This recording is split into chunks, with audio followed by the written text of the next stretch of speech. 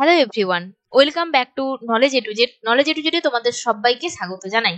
তো আজকের এই ভিডিওতে আমরা ক্লাস 9-এ সেকেন্ড ইউনিট টেস্টে যে বাংলা রয়েছে সেই বাংলার সাজেশন আজকের এই ভিডিওতে আলোচনা করে দেব। তো এখানে কিন্তু 3 মানের প্রশ্ন, 5 মানের প্রশ্ন আর তোমাদের যে বোমযাত্রীর ডায়েরিতে যে গল্পটা পরীক্ষা হবে করভাস, ঠিক আছে, সেটাও কিন্তু আজকের এই ভিডিওতে আমি জানিয়ে দেবো যে কোন কোন প্রশ্ন তোমাদেরকে এই করভাস থেকে কিন্তু করে যেতে হবে। তো প্রথম আলোচনা করব সাহিত্য চঞ্চল, মানে তোমাদের টেক্সট যেটা রয়েছে, মানে যে গল্প কবিতাগুলো হবে সেটা আলোচনা করে দেব। তারপরে আমরা বোমযাত্রীর ডায়েরি থেকে কোন কোন প্রশ্নগুলো গুরুত্বপূর্ণ রয়েছে সেগুলো তোমাদেরকে বলে দেব। তো ভিডিও শুরু করার আগে তোমাদেরকে গুরুত্বপূর্ণ একটা কথা বলে দিই, সেটা হচ্ছে তোমাদের এই পরীক্ষার প্রশ্ন কিন্তু, মানে সেকেন্ড ইউনিট টেস্টের পরীক্ষার প্রশ্ন কিন্তু ফার্স্ট ইউনিট টেস্টের মতোই তোমাদের স্কুলের টিচাররাই তৈরি করে থাকবেন। তাই যদি তোমাদের স্কুল থেকে কোনো স্যার সাজেশন দিয়ে থাকেন যেই বিষয়েরই হোক না কেন, তাহলে অবশ্যই সেই প্রশ্নগুলো তোমরা সবার আগে তৈরি করে নিও। আর যদি কোনো সাজেশন না দিয়ে থাকেন তাহলে ভিডিওতে বলা প্রশ্নগুলো তোমরা দেখে যেও। এখান থেকে প্রশ্ন আসার সম্ভাবনা প্রবলই, কারণ এই প্রশ্নগুলো খুবই গুরুত্বপূর্ণ। বেশিরভাগ স্কুলে এই প্রশ্নগুলো এসে থাকে, তাই গুরুত্বপূর্ণ প্রশ্ন নিয়েই আজকের এই ভিডিও হতে চলেছে। তো ভিডিওটা ভালো লাগলে লাইক কমেন্ট শেয়ার করে দিও। আর যদি তোমরা এই চ্যানেলে কেউ নতুন হয়ে থাকো, তাহলে নতুন হয়ে থাকলে কি করতে হবে, চ্যানেলটাকে সাবস্ক্রাইব করে দিয়ে পাশে থাকা বেল আইকনটা ক্লিক করে রাখতে হবে। তো চলো শুরু করে দিই। প্রথমেই দেখে নেবো আমরা যে প্রবন্ধটি রয়েছে নব নব সৃষ্টি সৈয়দ মুস্তফা আলীর লেখা, সেখান থেকে আমাদেরকে কি কি প্রশ্ন দেখতে হবে। এখান থেকে তোমরা যে প্রশ্নটা করবে, বর্তমান যুগের ইংরেজি ও বাংলা ভাষা আত্মনির্ভরশীল নয়। ঠিক আছে, কোন ভাষাকে লেখক আত্মনির্ভরশীল বলতে চেয়েছেন এবং ইংরেজি বাংলা কেন আত্মনির্ভরশীল নয়, এই একটা প্রশ্ন করলে তোমরা 3-এর প্রশ্নের উত্তর করতে পারবে, 5-এর প্রশ্নের উত্তর করতে পারবে। আবার এই প্রশ্নটাই দেখো বিভিন্ন রকম ভাবে ঘুরিয়ে দিতে পারে। লেখক কোন ভাষাকে আত্মনির্ভরশীল বলেছেন, কেন বলেছেন, তারপরে কোন ভাষার তার মতে আত্মনির্ভরশীল নয়, সংস্কৃতকে আত্মনির্ভরশীল এবং স্বয়ংসম্পূর্ণ ভাষা বলা হয়েছে কেন, আধুনিক বাংলা ইংরেজি বাংলা আত্মনির্ভরশীল ভাষা নয় কেন। এই প্রশ্নটাই আবার দু রকম ভাবে ঘুরিয়ে দিতে পারে। ধর্ম বদলালেই জাতির চরিত্র বদলায় না, সেকেন্ড প্রশ্ন এটা। কোন কোন ধর্মের কথা বলা হয়েছে, এই রূপ বলার তাৎপর্য বিশ্লেষণ করো। নেক্সট রয়েছে, বাঙালির ইংরেজি চর্চা বন্ধ করার সময় এখনো আসেনি, এখানে একথা সৈয়দ মুজতবা আলী কেন বলেছেন। এই অংশটা থেকে কিন্তু তোমাদের 5 মানের প্রশ্ন কিন্তু এসে থাকে। তো যদি তোমাদের এই প্রবন্ধটা কঠিন লেগে থাকে না, তো আমি এই প্রবন্ধটা খুব সহজভাবে করিয়ে দিয়েছি, চাইলে তোমরা আমার ভিডিও দেখে নিতে পারো। ভিডিওসে গেলেই তোমরা দেখতে পাবে, কিংবা প্লেলিস্ট চেক করো, ক্লাস 9 বেঙ্গলি রয়েছে, সেখানে একদম প্রতিটা গল্প কবিতা পুরো ধরে ধরে খুব সুন্দর করে চিত্রের মাধ্যমে, কোথাও রেখাচিত্র কোথাও চিত্র, সমস্ত কিছু দিয়ে বুঝিয়ে দেওয়া রয়েছে। তো যদি তোমরা বুঝতে না পেরে থাকো তাহলে ওখান থেকে বুঝে নিতে পারো। তো চলো নেক্সট দেখবো 3 মানের প্রশ্ন। নবনব সৃষ্টি থেকে 3-এর জন্য যে লাইনগুলো গুরুত্বপূর্ণ রয়েছে, দেখো সংস্কৃত ভাষা আত্মনির্ভরশীল, আগেই বলেছি এই প্রশ্নটা কিন্তু 5-এও আসতে পারে, 3-এও আসতে পারে। দেখো 5-এর জন্য এই প্রশ্নটা কিন্তু তোমরা করবে যে কোন ভাষাকে আত্মনির্ভরশীল বলেছেন, এই প্রশ্নটাই এখানে দিয়েছে সংস্কৃত ভাষা আত্মনির্ভরশীল। বোঝা গেল? তারপরে দেখো প্রাচীন যুগের সব ভাষাই তাই, বর্তমান যুগে ইংরেজি ও বাংলা ভাষা আত্মনির্ভরশীল নয়, বর্তমান যুগে ইংরেজি ও বাংলা ভাষা আত্মনির্ভরশীল নয়। বোঝা গেল 3 আর 5-এর জন্য আমি কেন বলেছি, বুঝতে পারলে তো এবার? নেক্সট দেখো, ইংরেজি চর্চা বন্ধ করার সময় এখনো আসেনি, এখানে দেখো বাঙালির ইংরেজি চর্চা বন্ধ করার সময় এখনো আসেনি। বোঝা গেল তো? 3 আর 5-এর জন্য কিন্তু উভয়ের জন্যই গুরুত্বপূর্ণ।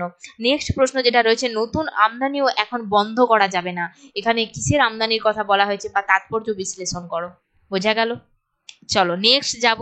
পরবর্তী যেটা রয়েছে, দেখো আকাশের ছাত্রী তারা, কবি জীবনানন্দ দাশের লেখা। এই কবিতা থেকে 5 মানের জন্য তোমরা 3টে প্রশ্ন করে যাবে, সেটা হচ্ছে বাংলার সন্ধ্যা চিত্র, আর যেটা করবে সেটা হচ্ছে এরই মাঝে বাংলার প্রাণ, আর যেটা করবে কামরাঙ্গা লাল মেঘ যেন মৃতা মনিয়ার মতো গঙ্গাসাগরের ঢেউয়ে ডুবে গেছে।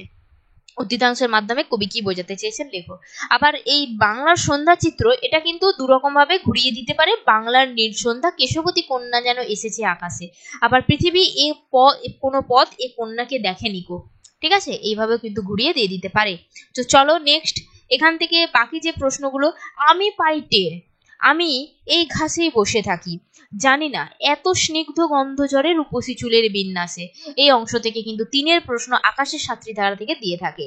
তো নেক্সট যাব, পরবর্তী যে কবিতা রয়েছে আবহমান নীরেন্দ্রনাথ চক্রবর্তীর লেখা।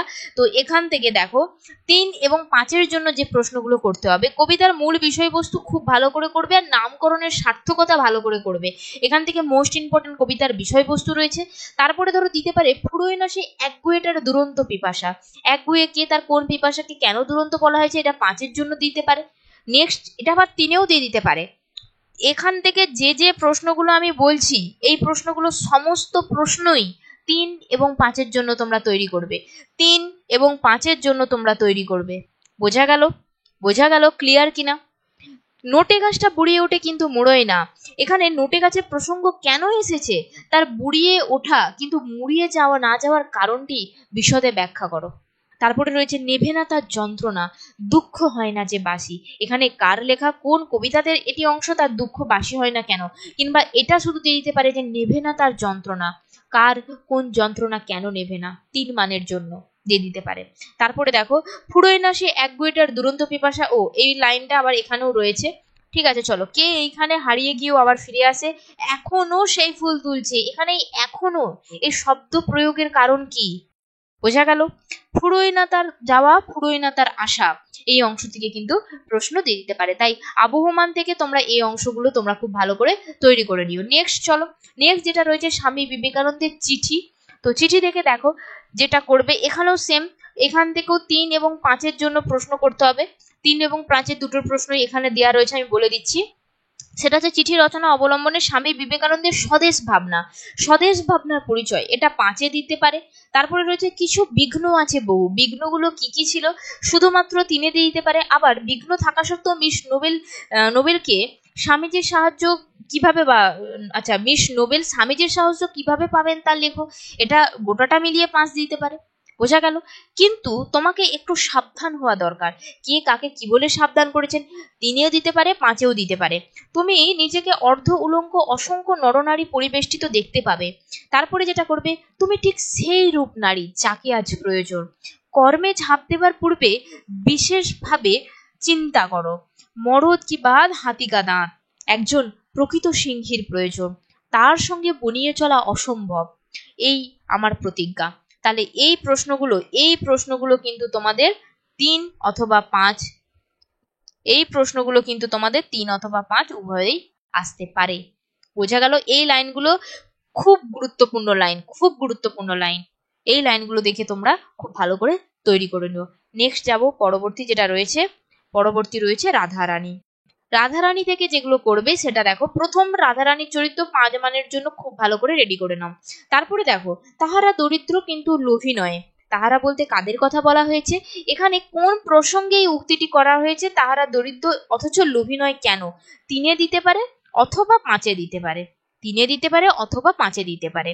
নেক্সট কিন্তু আর আহারের সংস্থান রইল না, কোন প্রসঙ্গে এই উক্তি, তাদের আহারের সংস্থান রইল না কেন, অগত্যা রাধারানী কাঁদিতে কাঁদিতে ফিরিল কেন, কিন্তু কণ্ঠস্বর শুনিয়া রাধারানীর রোদন বন্ধ হইল কেন, মোকদ্দমা বিধবা হাইকোর্টে হারিল, কিভাবে হারিয়েছে বা উক্তির তাৎপর্য, পদ্মলোচন ইহাদের কাছে সুপরিচিত, পদ্মলোচন কে এবং সে কাদের কাছে সুপরিচিত, আমরাও ভিখারি হইয়াছি, কারা ভিখারি হইয়াছে এবং কেন, অগত্যা রাধারানী কাঁদিতে কাঁদিতে ফিরিল। আচ্ছা, এই প্রশ্নটা 2বার রিপিট হয়ে গেছে, এই প্রশ্নটা তোমরা একবারই তৈরি করবে, এই প্রশ্নটা 2বার রিপিট হয়ে গেছে। ঠিক আছে, তো এই অংশ থেকে তোমরা রাধারানী থেকে তোমরা এগুলো খুব ভালো করে তৈরি করবে। তো এই ছিল তোমাদের সাহিত্য যে সঞ্চয়ন, মানে টেক্সট থেকে যে গল্প কবিতাগুলো রয়েছিল বা প্রবন্ধ রয়েছে তার প্রশ্ন, তার সাজেশন। নেক্সট যাব আমরা সহায়ক পাঠে। সহায়ক পাঠে রয়েছে বোমযাত্রীর ডায়েরি, প্রফেসর শঙ্কুর লেখা, সত্যজিৎ রায়ের। তো প্রফেসর শঙ্কর সত্যজিৎ রায়ের যে বোমযাত্রীর ডায়েরির যে গল্পটা রয়েছে সেটা হচ্ছে করভাস। তো চলো করভাস থেকে এই অংশগুলো দেখবে, সেটা হচ্ছে করভাসের মানব বুদ্ধির পরিচয় দাও, করভাসের উদ্ধারের কাহিনী লেখো, শয়তান পাখি কিন্তু কি অসামান্য তার বুদ্ধি, তার বুদ্ধিমত্তার পরিচয় অন্য পাখির তুলনায় পাখির ক্ষমতা আরো বেশি, আর অর্নিথিন যন্ত্রটির বিবরণ দাও। এই অংশ থেকে সাধারণত পরীক্ষায় প্রশ্ন এসে থাকে, তো এই অংশগুলো থেকে ঘুরিয়ে ফিরিয়ে দিতে পারে, তাই লাইনগুলো বারবার ভালো করে পড়ো আর উত্তর ভালো করে লিখে লিখে প্র্যাকটিস করে নাও। এই ছিল তোমাদের একদম বাংলার সম্পূর্ণ সাজেশন সেকেন্ড ইউনিট টেস্টের। যদি তোমাদের ভিডিওটা ভালো লেগে থাকে তাহলে তোমাদেরকে রিকোয়েস্ট করব ভিডিওটা একটা লাইক করে দাও, আর যদি তোমরা এই চ্যানেলে কেউ নতুন হয়ে থাকো তাহলে চ্যানেলটাকে সাবস্ক্রাইব করে দাও। তো আজকের ভিডিও আমি এখানেই শেষ করছি, দেখা হচ্ছে পরবর্তী ভিডিওয় অন্য কোনো টপিকের আলোচনা নিয়ে।